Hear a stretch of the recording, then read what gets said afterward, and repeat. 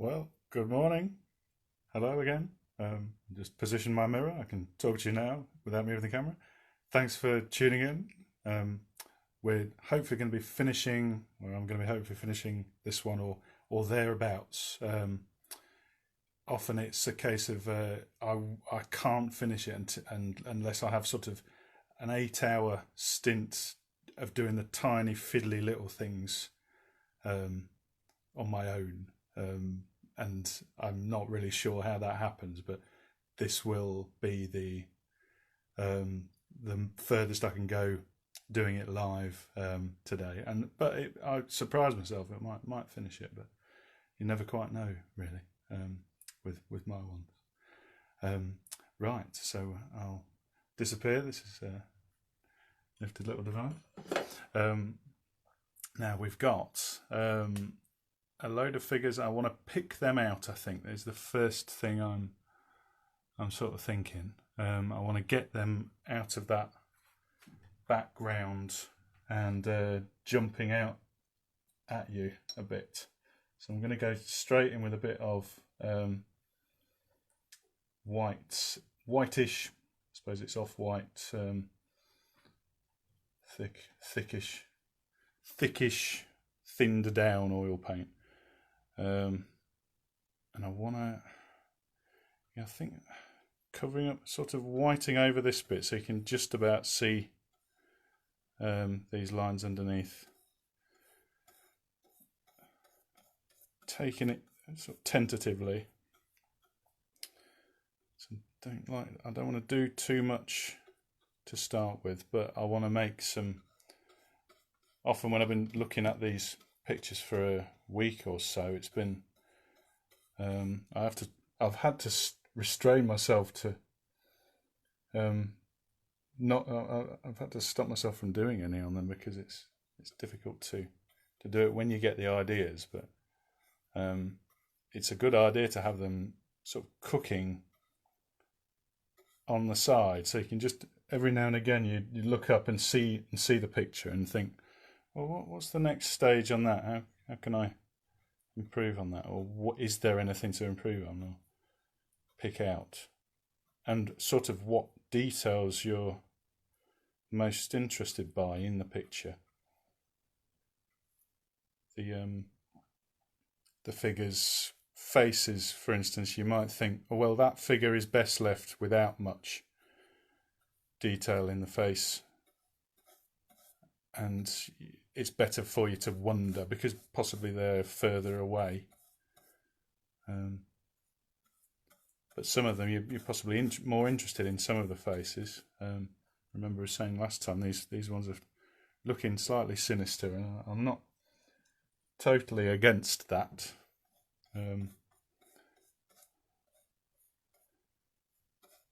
But it's what's appropriate really.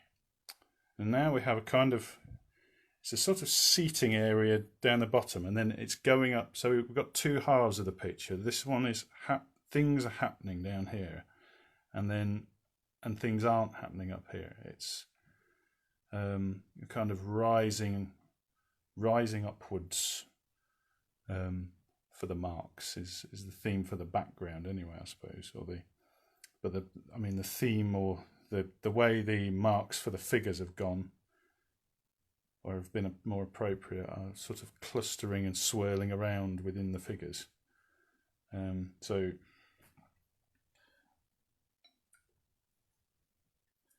and I like the way this paint has gone, so I want to retain that and create a contrast between the figures and the background.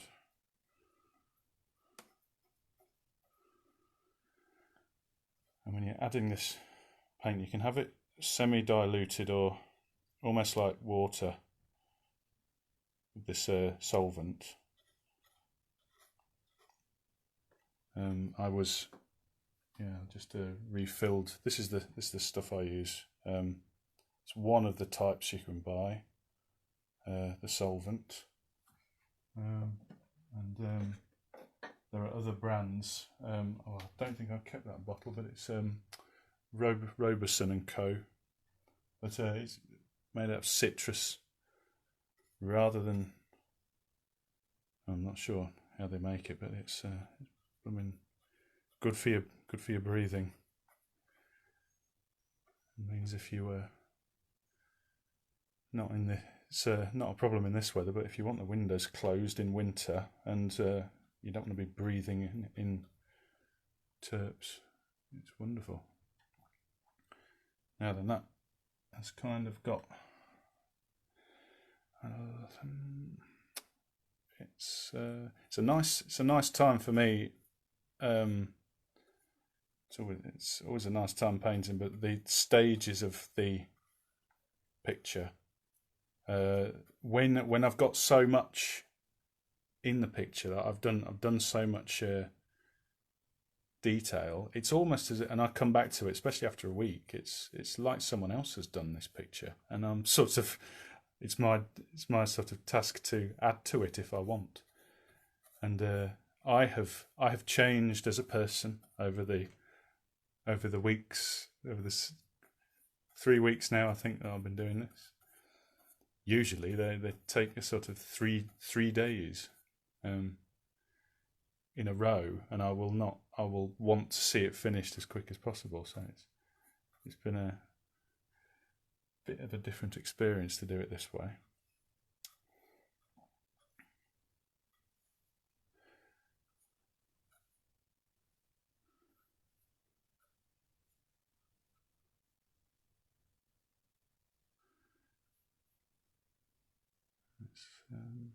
Yeah, I'll switch over to a smaller brush now, I think, and get a bit of, I'll get the painting stick on the go, because with the finer details you do need to lean on. Yeah, this is I'll show you again, my painting stick with hook on the end.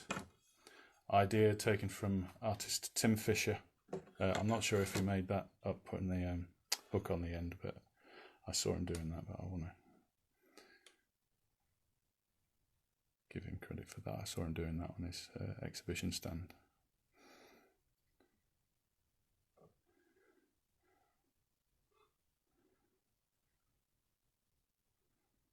I'm trying to tease these figures out of the I don't want it to look, I never want it to look painted. It's you can find a way to make the image seem organic, like it's kind of set itself into place, like it's grown, and that is far more interesting than seeing obviously painted lines. I want to disguise the brush strokes and scratches and things, or to make it look as if weather's done it, maybe. You can think of it, I think it comes from thinking about sounds as well. You can think of music in that way, and there's several bands who talk about wanting to get a sort of organic feeling, and it's analog recordings, the equivalent in music.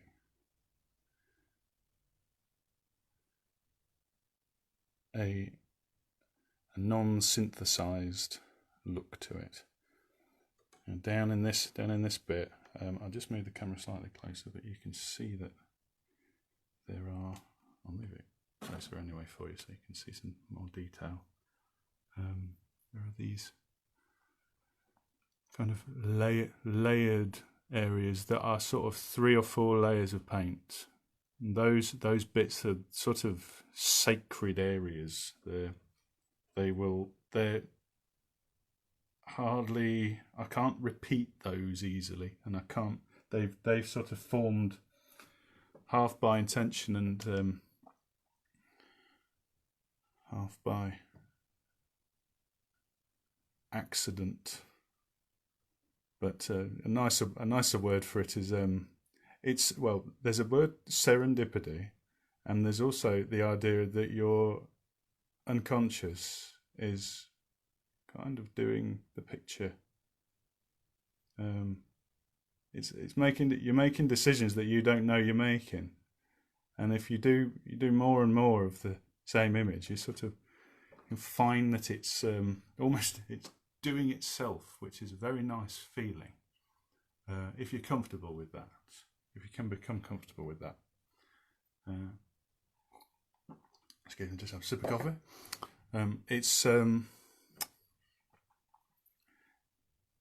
It works well for a kind of a picture where you want not just the image of things, but physical things, but you want a feeling of the thoughts of the person and the thoughts of the environment and how the environment's making the people feel the way they do. And if it's cold, their moods are going to be changed. They're going to be huddled up more.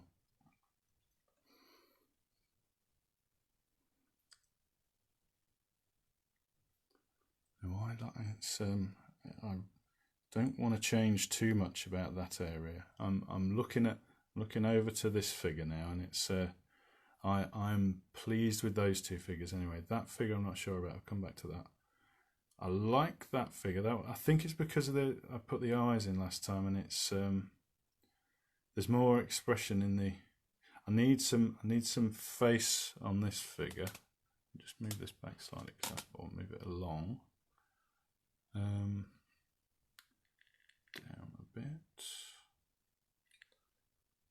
Now that wants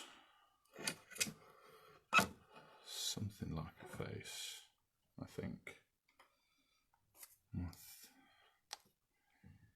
It hasn't. The trouble is, I'll move the original drawing along again, so I'm concentrating on the right bit.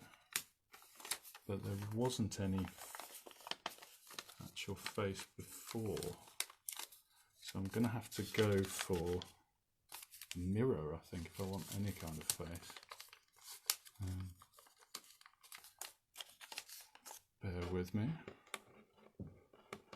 As I say, these pictures don't really have much of a plan apart from my original drawing, and this is a print out of it, so I can make a load of mess on it and fold it up. Now that is the face we're talking about, but there's really not much description for the face. But I don't just want a faceless figure, because everyone else has got a face, and there's not much. I think it's a bit of a cheesy idea to have it's a faceless figure in amongst all the others, or it could be cheesy. Now I'm gonna appear again, because I need my face to actually. Now this might be a bit tricky to work within the camera, but that's all right. I think we've got it. Now just the side of that nose. I just need something to use as reference. I haven't got this information in my mind, and I need to know where the darker part of my nose is, and in relation to where the mouth comes. And it's a pretty simple. It's not much detail I need, but something to suggest a face, and something where there are darker areas and a pair of eyes. So we've got working through just what I can see. And I mean, that corner of my face, I've got to kind of strain my eyes around, but if you're drawing, excuse me, I have a bit of hay fever, so I shall wipe I'll do that off the camera. Excuse me, it's a very polleny day today. I'll get back in here. Such a tiddly little picture, this. It's everything's it looks large on the camera, and I'm sort of looking through the camera and at the real thing, and the mirror is actually within the phone, so it gives you an extra layer to paint from. It gives you an extra sort of dimension to the painting, so I can see a magnified view of it. 2, which I'm not at all. I'm getting more used to it since I've been doing these videos. But often I'll be leaning right against, because this is strapped up on the wall. I'll be leaning right against the wall, and I'll be, because I have better vision with my glasses off, close up, pretty good vision. About 10 centimeters away, I can actually see all the fibres of the paper or the board or whatever I'm using. And that suggests something. It's kind of a ravaged face, but it does look a bit cold. Sort of looks like it's got a scarf on now, but it goes with that face, I think. I think it's always a. You always look for the eyes, I think, automatically as a human, and you'll look to the eyes for personality, and that's why the eyes can often make you feel a bit more disturbed in a picture, or people will talk about how the eyes have been done. But with that face, they're suggesting the whole face, really, apart from the direction that the head has moved forward, but the only features you can see are eyes and, I suppose, a very slight description of a side of a cheek there. Now I like that. That's a sort of, it's not a full face, but that's in keeping with the other things. It just makes that other face look a bit pale, which is, it's unnaturally pale in comparison to the other faces, which have more life colours. That person looks like they might be a vampire, I suppose. I think just a sort of, it's neither, it's sort of a wash of a thinned umber, just very slightly too, and I can take some of this away as well, but I'll just let it drip down, and then it can soak over the paint. And really, from where you are, along with comparing the faces, you think which faces are darker and lighter.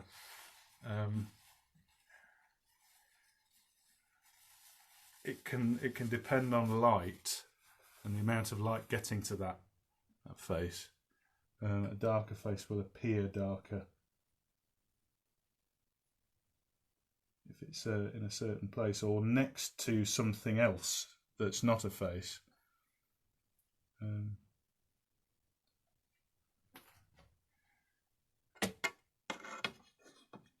And it goes for everything, really. It's about trying to make that is sort of a suggestion of the hair again, but once it's wet, the paint will drip down and produce a very nice organic kind of hair effect.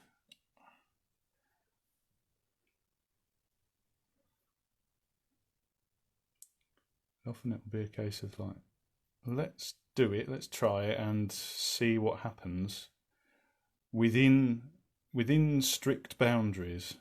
I don't want to sort of my methods are not my methods work with my personality, I suppose. I will be very intensively observing for a long time, and then I'll dream away and wander off and think, I want to do something big now, and then just put a big blob of paint over the top of it.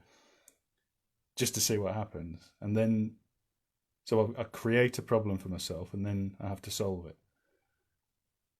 But if you're doing it in very strict, small areas, in small pockets of chaos, then you can keep control over it. If I was just daubing on the paint and it was total abandon, then it's just chaos. There's no controlling factor.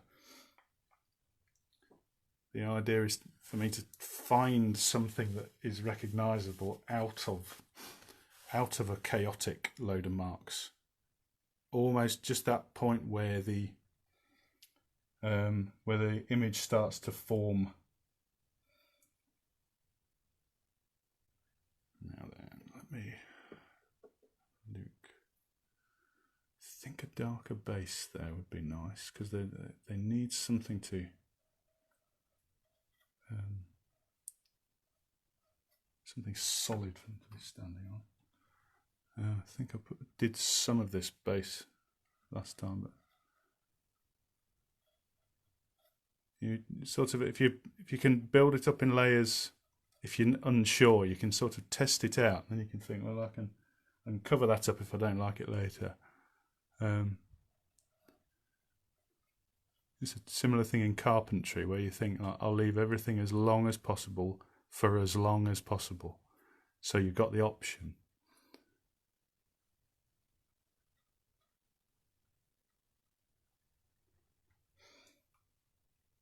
That's off a restoration program. I think it was called a Restoration Man. Possibly it was Alan Hurd. I heard say that.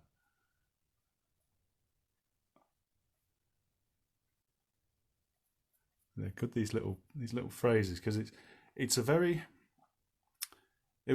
things from carpentry, and it's still a practical activity. This, although it's it ends up being hopefully something that has I think the right word's metaphysical qualities that can sort of lead you down alleys of thought, and the purpose of it is for you to find a meaning in it, maybe, or you can decide for yourself what the purpose of looking at it is. You might just think there's no purpose and walk away from it, but it's a case of putting enough recognisable information in that has layers of possibility, I suppose.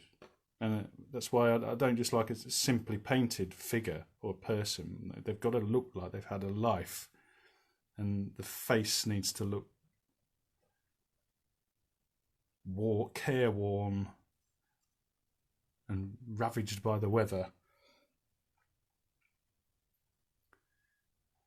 I'd like a bit more light up there. Start to think of these, almost a lot of these construction lines are being covered now, but I want to keep the sort of structure underneath visible. I think that hat is slightly lower. I don't take as good care of my brushes as I should, and the ends ding up. Excuse me, I'm going to sneeze.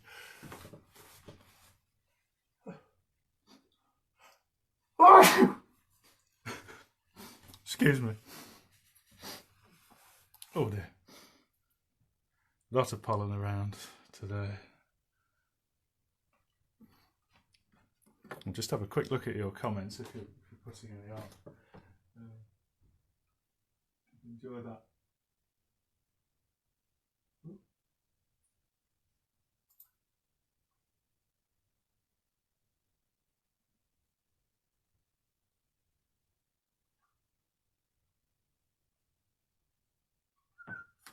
Just waiting for it to load on. The comments don't pop up on my phone now. I think I might have accidentally switched it off somehow.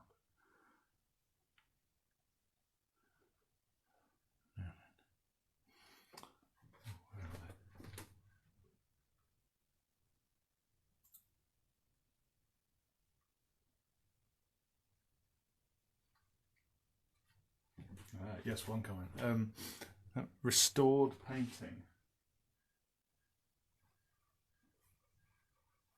Yes, I restored.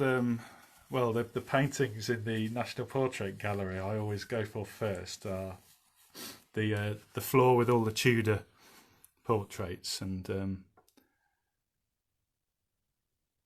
when you go up to that, like the ones of the royals, and you go up to it's to right up close. I'll take my glasses off, and I'll be about 5 if I can get there with it. Get up to it without a security alarm going off. They have a kind of cracked varnish, which it's an unintentional layer of the painting, but it makes it so much more. It brings, because they're so heavily worked on and they're so ghostly and strange.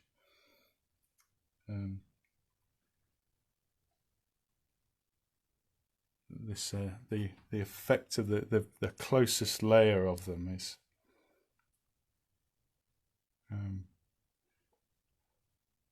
it's part of the picture as far as I'm concerned. There are some amazing ones in the Altes National Gallery in Berlin as well, of sort of dignitaries and well-known people, but there's so much darker in the background of the paintings. They liked them sort of with a very dark background, sort of the Burgermeister of a certain town.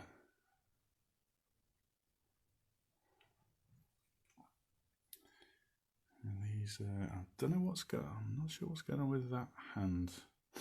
That possibly wants a little bit more. Just want to sip of coffee. And it's this description of here. I can sort of see where the two hands meet, but it is darker down there. I don't want it to just be confusing. So it could be holding something, but probably not, because that friend's on the phone.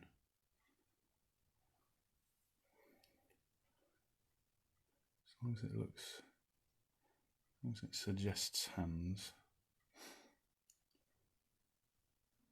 Initially, on one of the first sessions, this arm, the detail of that arm was sort of, I wanted the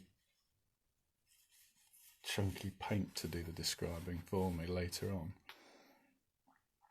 and that dried nicely and became it's another way to draw, really. You can think, I'm going to draw in lines, and sometimes that's quite, and often that's quite handy. You can think, and I think it's the first thing certainly a lot of adults think of, but I think it's an obvious thing to draw with children's drawings. You can think of big chunky blobs of colour, but it's possibly from a sort of doing art at school, when you're drawing and it's the go-to idea is to draw in lines and outlines of everything, but switching from that to drawing, forcing yourself to draw with outlines is really quite a challenge if you're used to it, and I find that challenging. Switching over from the sketchbook, anyway. I've got. You can get used to doing it, and then I will want to push myself to draw a big chunk of, say, dark background around the figure to draw with the negative space, and so you draw in the background rather than the figure. And you can think, this figure could have been drawn if I'd have just used white around it.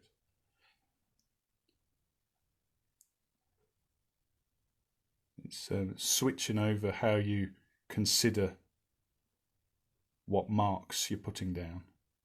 They can all have, they were all fair game for giving description, but they don't all have to be the same, and they really shouldn't, I don't think, because that's not how reality presents itself to your eye.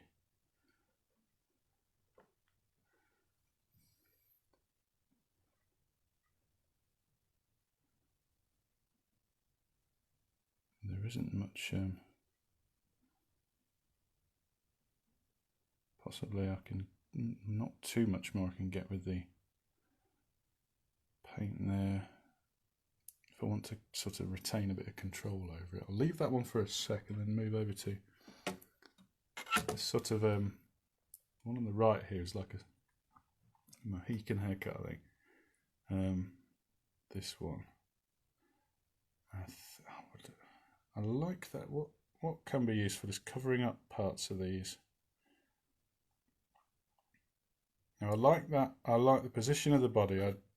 I'm pleased with that leg because you can see the calf muscle showing itself there. That brown line sort of looks a bit too.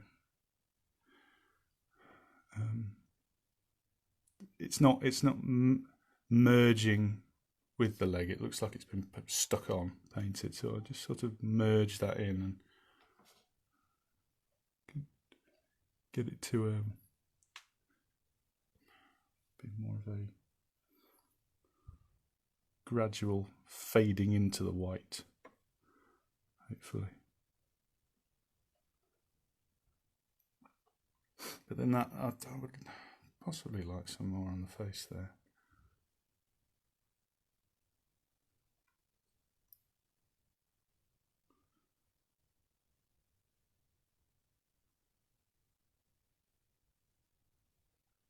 Thank you all for watching, by the way, whether you're watching live or recorded. The videos have gone onto my YouTube channel now. So if you're signed into YouTube, you could subscribe to it if you like. Give me a few subscribers. And there's also the film that was made a couple of years ago by my friend Solomon, where it's me painting. It's sort of a very tasty, so just a minute and a half kind of trailer, if you like. And it's also got the music is by a local Nottingham band called Dog Explosion. That's very interesting, up and coming. It's I'm actually involved with them. It's nice to fuse the music and the art when you can. But yes, it's one of our sort of songs in the background. And that sort of looks, I'm not sure what that looks like. Big eye, really. I need to look at the reference again. Let's stick that on the right.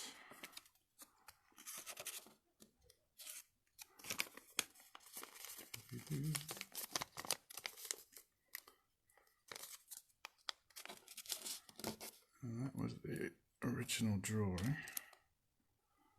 I'll stick him back a bit.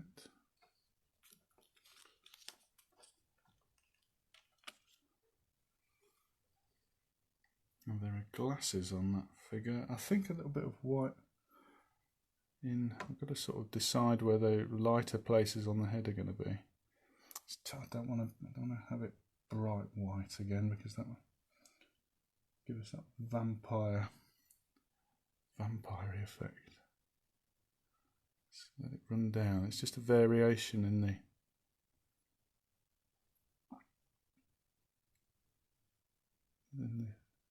tones on the face. You probably it's going to be darker on that neck. These were some of the original chunks of paint I was putting in to just move it a little bit closer. to give me something to work with later when I'm starting off, and these crusts might not be the best thing to have that there. That could be, I'm just going to try, because I've not actually sanded these yet for the live videos. I'm just going to try and knock that away with a bit of sandpaper. And it comes off quite easily. It sort of goes slightly flatter. You can hopefully see what I've done there. Just knock the end off.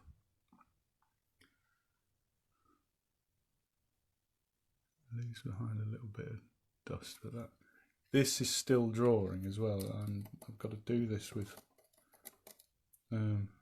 whilst looking at that,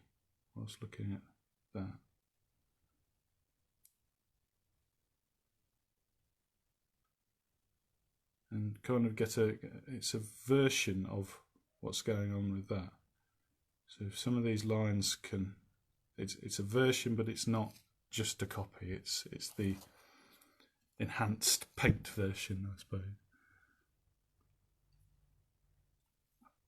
I'll leave that as it is and kind of paint it over. And that's what's the sort of rate of drying of the oil paint. Still fairly soft. I think a darker part on the hair will be better.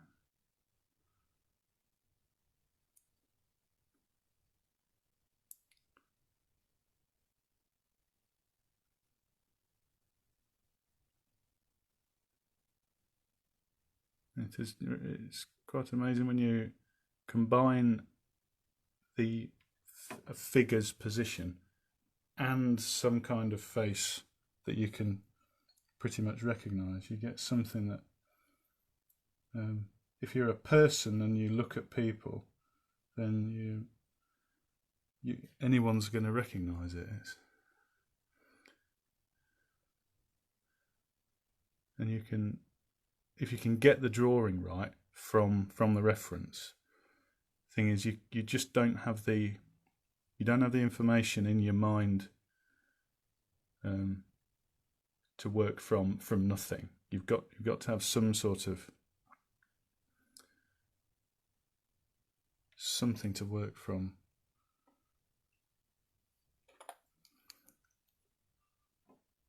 Now I'm just going to tease this paint with the pencil because I need it's finer than the brushes I've got to work with.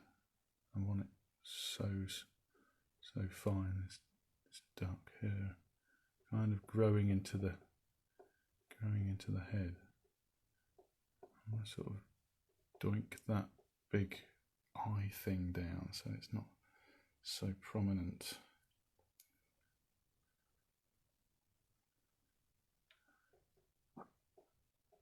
And this would be the area where the glasses are. And it sort of suggests something like a glasses area. But this would maybe the next tiny little fiddle on this will be when this area is dried to the touch.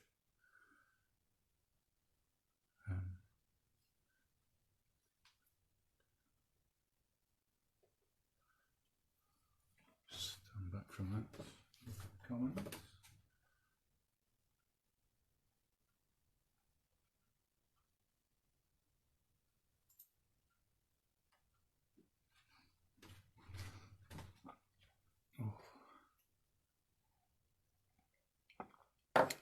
Now it's best to sort of stand back and check the whole thing.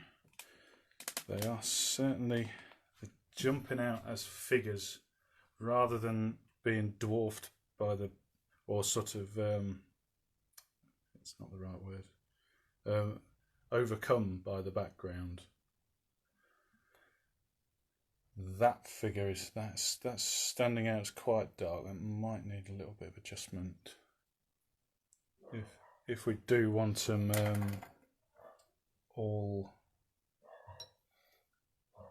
to be that similar tone, but it might not be the best thing. I like how that figure sort of it's got more personality now. It's certainly got more resolution in the face, and you can think that figure is more resolute, standing up, looking at. It's that figure and that figure looking at the viewer.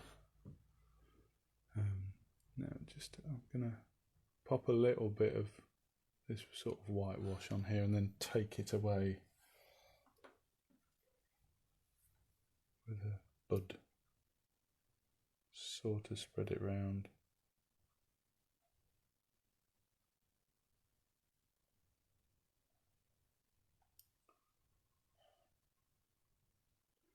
And you can compare that where it was at its darkest to the white, and you can see how it compares to everything else.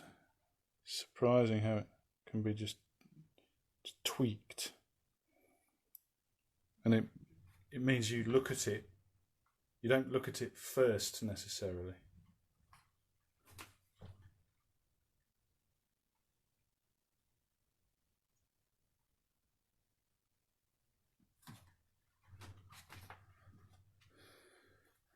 No more comments, don't worry. It's a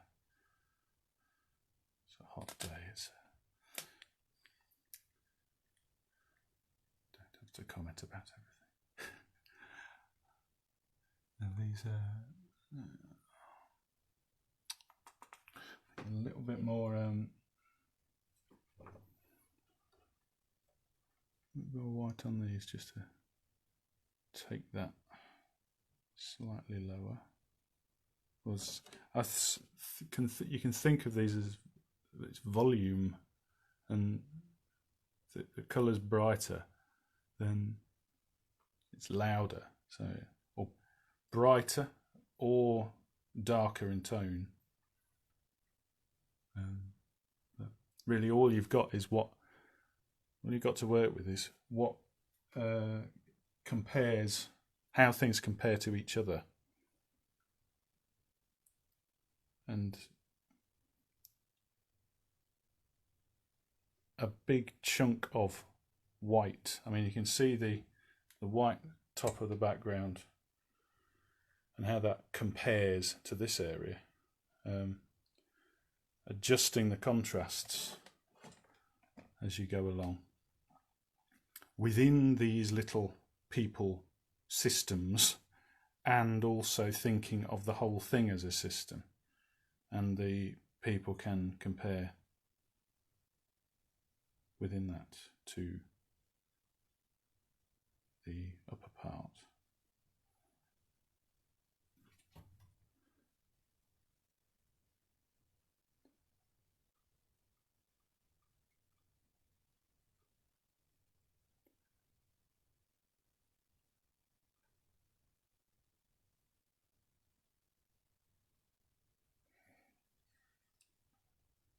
I'm not sure that's doing much, that line.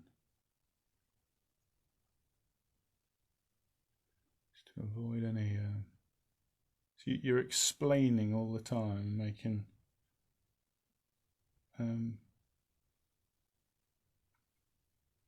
refining an explanation, saying no, that leg goes that way, and it's got a bit of a muscle, bit more of a muscle down at bottom, and not there. It's not just a tube. It's these legs do look a bit. They're a bit just straightforward, cylindrical, and I'm not sure I like that as much as I want a bit more detail about what's happening with them. Just because it's more interesting, gives you more of a rounded human. Because this person, I think from the drawing, and from memory, it was a sort of coupley blokes in the probably early 20s, but they were sort of skatery clothes, skateboard kind of thing, and it was probably that they were physically active. So you want to explain that. You want to explain that they've probably got capable bodies to be able to run off, possibly, or skate off.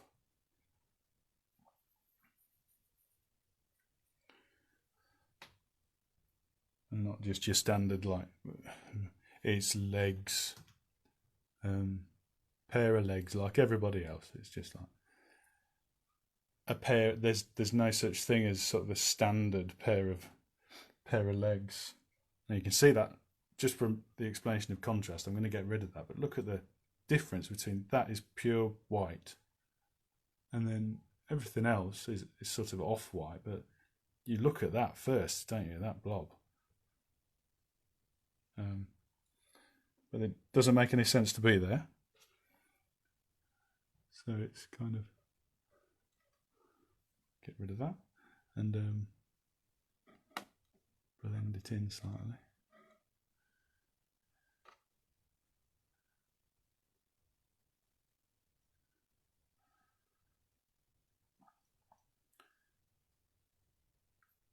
And this will be the last session for this picture, and I'm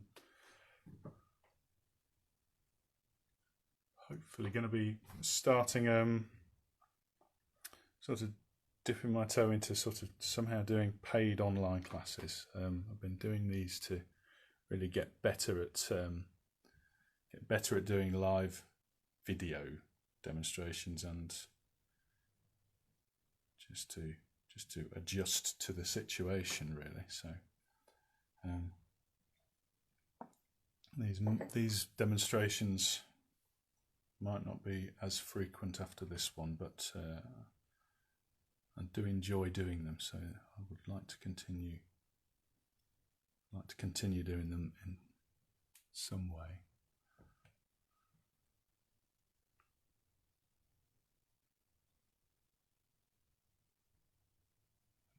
Yes, it's a case of being used to doing these at art groups and in front of live audiences, where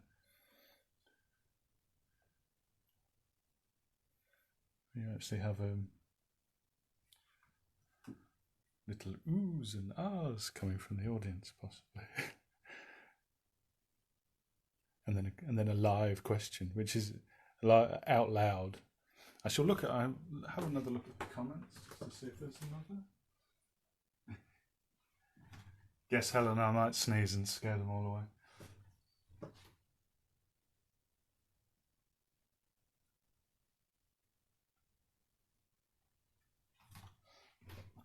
Yeah, doing another painting with less people in it, I've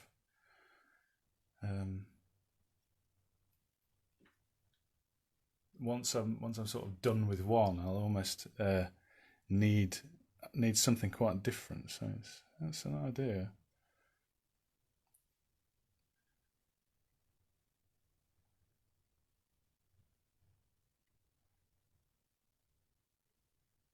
Can visit the train station and do another drawing.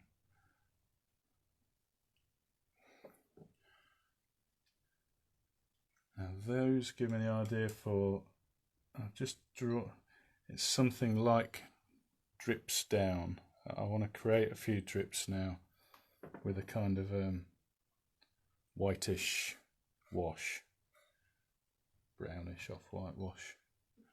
Get a few drips to. It's often the end, sort of at the end stages. I like to just let it run down, but you can see it's not all at once. It's in little bits and bobs, and when it breaks over a drawn area like that, just take this stick away and move the camera in so you can see the drips coming down.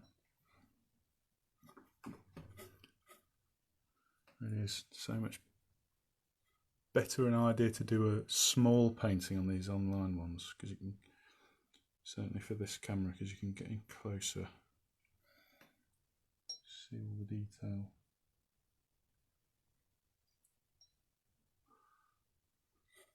And these, you can come back, let these drip down, then come back and do some more, and they'll dry, and you get built up. It looks like an old wall, and it's exactly the same process that has worked to make the wall all knackered up,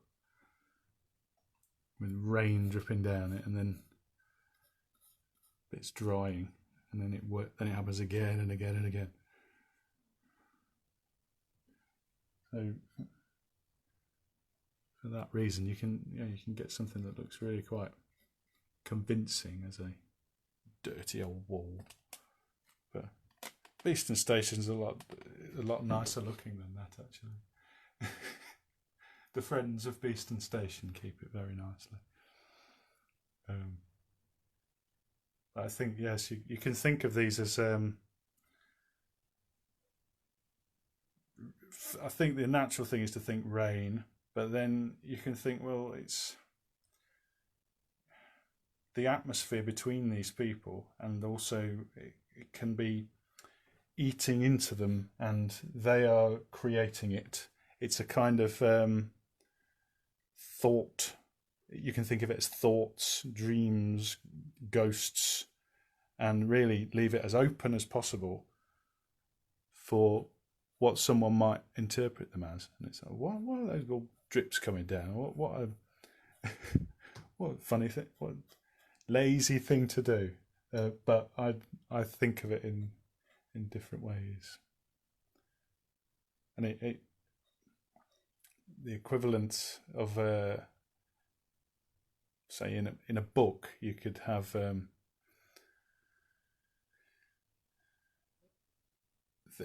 two words that just describe so much as a metaphor, possibly, that describe more than about a sky or a cold beach than a 2 or 3 sentences would describe. You could describe the beach within how a person is reacting to it, within those 2 descriptive words. Just to suggest the legs aren't... I want the legs to kind of be more fused into the environment. That part has nothing in, but that might mask those legs. So let's say that's gone a bit too dark there. This figure is kind of leaning back and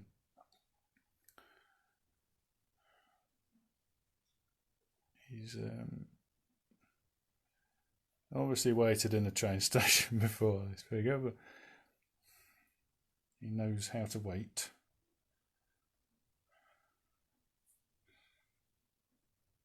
That is.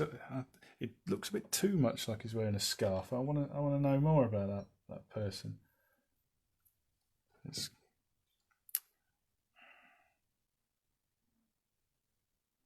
sort of a blob on there. We'll just add to those pencil marks I made and explain there's something a bit more going on in the face than just a scarf over it. It's darker areas of the face. And it's a very good idea to have, especially when you're thinking people's skin colours. Every one is going to be slightly different. So and because I can't really remember what colour skin these people's faces were, I can think, well, it's gonna be varied anyway. So make each one a bit different, slightly more brown in one, slightly less brown in the other, slightly more red. The red, a tiny bit of red, will give a kind of warm, living feeling to the skin. but then it's a kind of mix of the primaries to make brown, and then it's adjusting that accordingly, really. And it can be because of the skin tone, or it can be because of the amount of light on someone's face. It's not. It's necessary to look and to decide. So it probably would have been better if I made little notes about the skin colour with my drawing. So I'm having to sort of. I've got my face to guess from. And we've got. I'll just bring the mirror up again. Where my face is there, I can adjust this and think, well, I'll just turn the lights off here. I've got two little lights. Instantly, or is it? No, it's not really darker. Not very much at all. But yeah, one side of the face is darker and one side is lighter. So you can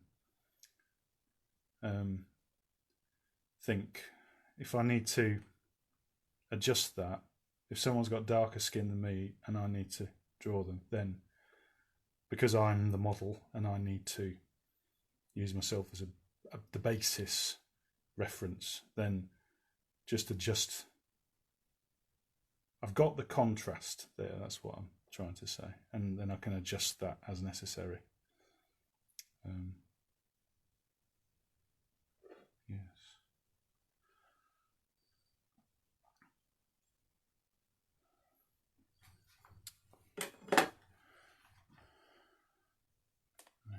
Just have another look back. This board I've got this picture on does make it's been through the mincer, this board. I've used it a lot of times for doing paint on and painting just a board, and there's the edge of the board, but it's makes an interesting background, I think. Quite pleased with that.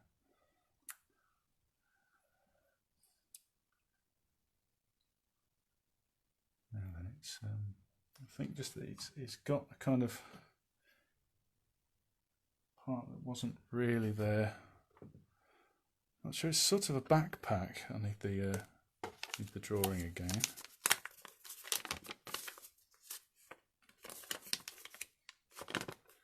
Yeah, but I think I've actually drawn too much of it. Where he's got his back coming over, it's kind of suggesting that he's got a big bag on when he actually doesn't. And this is fairly thin solvent, but it's running down, and then really it's for this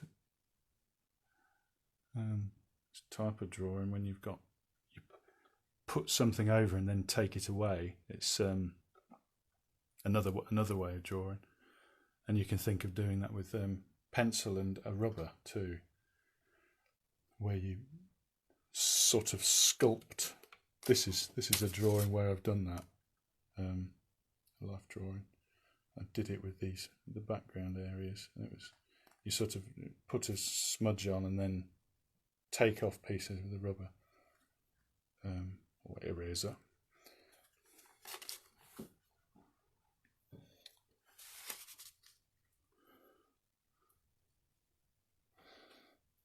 You don't have to work in exactly the same way over the whole painting, and it's really a good idea to do tests of this when you've got all you've got is some brushes and some paint or some tools to make marks with. You don't necessarily know how they're going to behave. You've never painted with them before, or if you haven't, or you haven't done it for a while. So just get a sheet of paper or whatever you're going to be using to do a picture. You don't necessarily have to do a picture. Texture tests, or chunks of little colour, or a bit of both, sort of thing.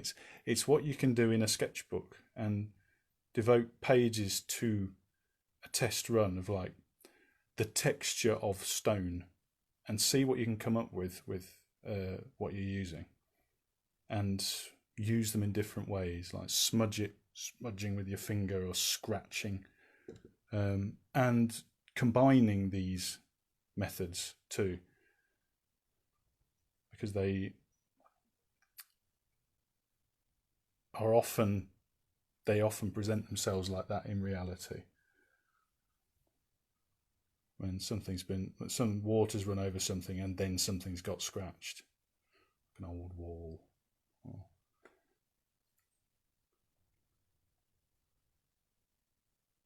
the ground's sort of subject to so much battering. That face is... The hair was in danger of taking that over. These parts possibly just want tweaking down very slightly, and that is confusing because the hair is the darkest area on that figure, and really that's explaining that everything else is... It's explaining more clearly that the hair is hair. It's not just a part of the clothes, but this person has got a hat on and clothes, so that that works to explain that that's happening on there.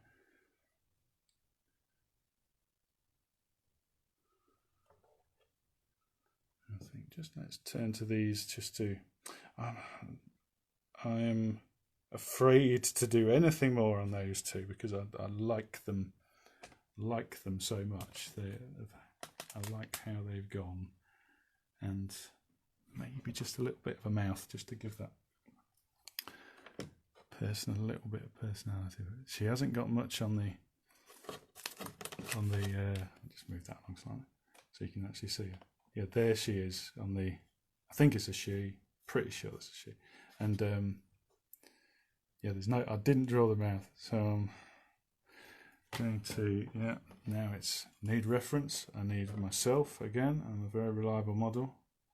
I'm always here, and I never ask for any money. Something that I need those features in place, and I need to have this thing that I'm going to call a mouth in the right place. It's hardly going to be anything. It's just a couple of little donks of the pencil. I might not like this, and I might end up rubbing it out. But it gives those a bit more meaning. Those things that you were thinking were eyes, or is it a kind of hollowed out skull or something? And now it's got something you might call a jaw and a mouth. I just realised sorry, that was totally out of focus, wasn't it, while I was doing that? That's because of the mirror. And that's probably been happening for the other mirror shots. I do apologise. That is what I've done with the... I'll look at my face from off the camera.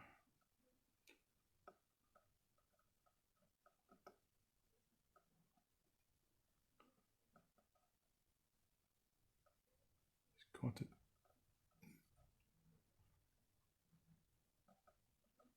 When you sort of see a figure out of the corner of your eye, if you're walking along, and you see certain features, but you might only look for a split second and you didn't get the full explanation. And it's a case of sort of seeing something like that, where I think you see two eyes and a mouth, and that will necessitate a look back. But it's you've recognised that it's a face in your conscious mind anyway.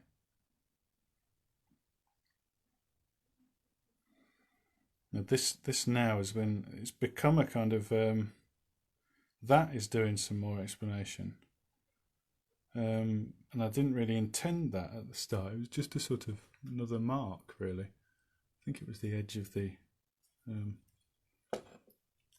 dress there.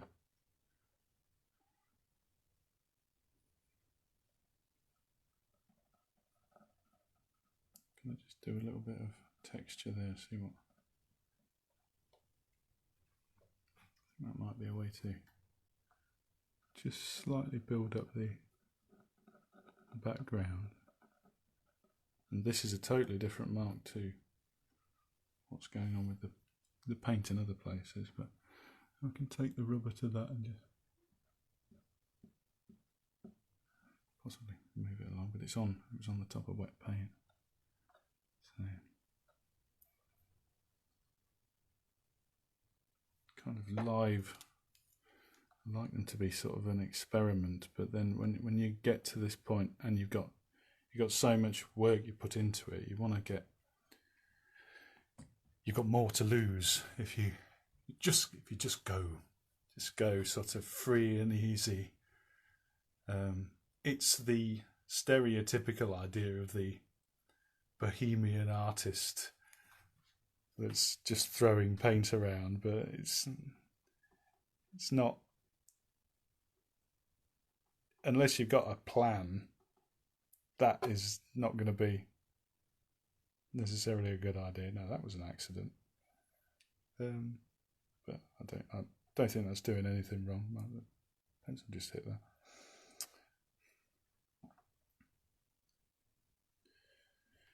Just bringing them all together now, because they're individual figures, but they've all got to live in the same world. So one's sort of not like if you had something drawn like Garfield, say, with opaque colours and then big chunky lines around it, it would stick out a mile. There'd be different combinations of marks.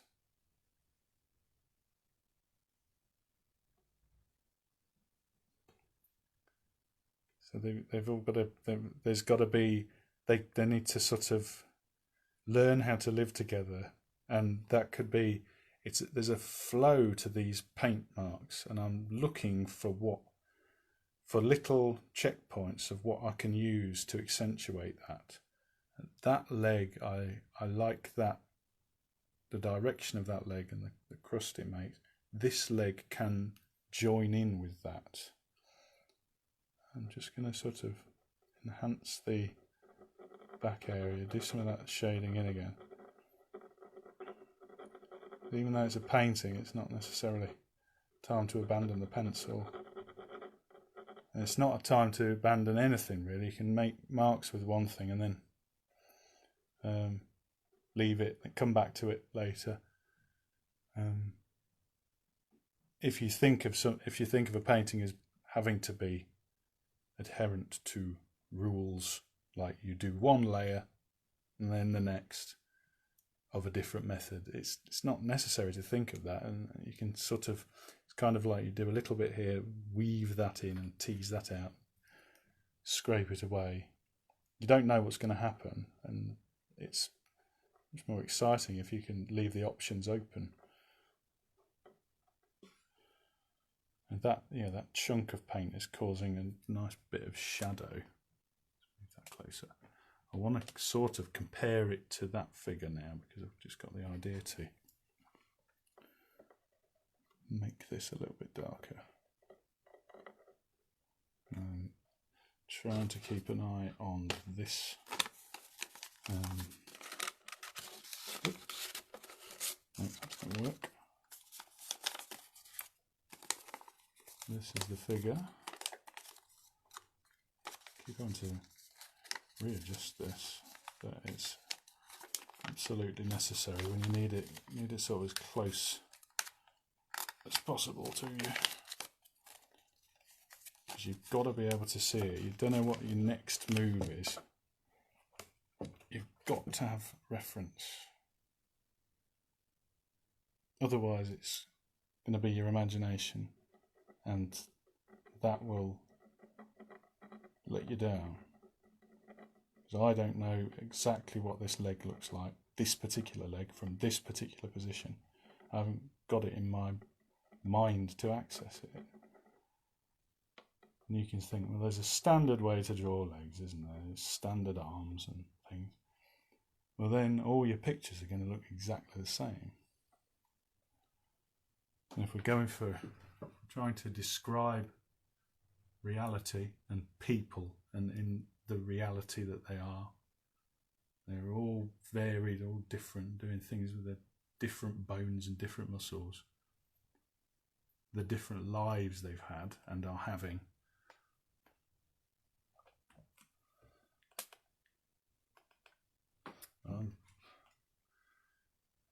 It's very similar to when I did the last session of the previous picture where there were two people sitting in the Pottle of Blues micro pub in Beeston. The end stage was like this. It's sort of, and I'm pretty sure this is a bit more finished in my opinion than the other one was when I stopped. But I like that, and that will be that's my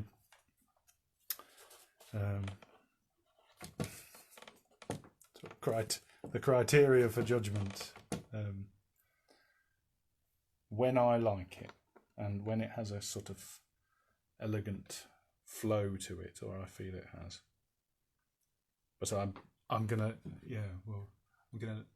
now I'll let that cook. And what that means is leave it on the wall, and I will come back to it over the next couple of days and sort of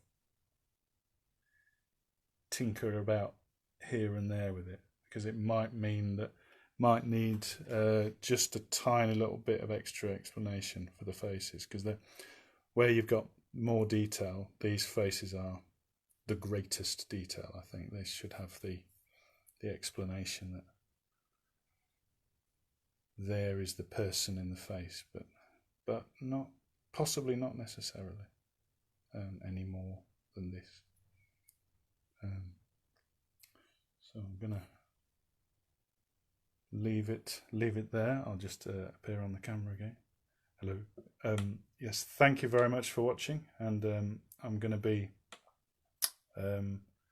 putting more things on. I've added to the website, and there's more videos on there's these videos that I've been doing on the YouTube channel. It's all of a lovely fine art, and yes, I'll put the link in actually underneath this video, so that'll be quite good.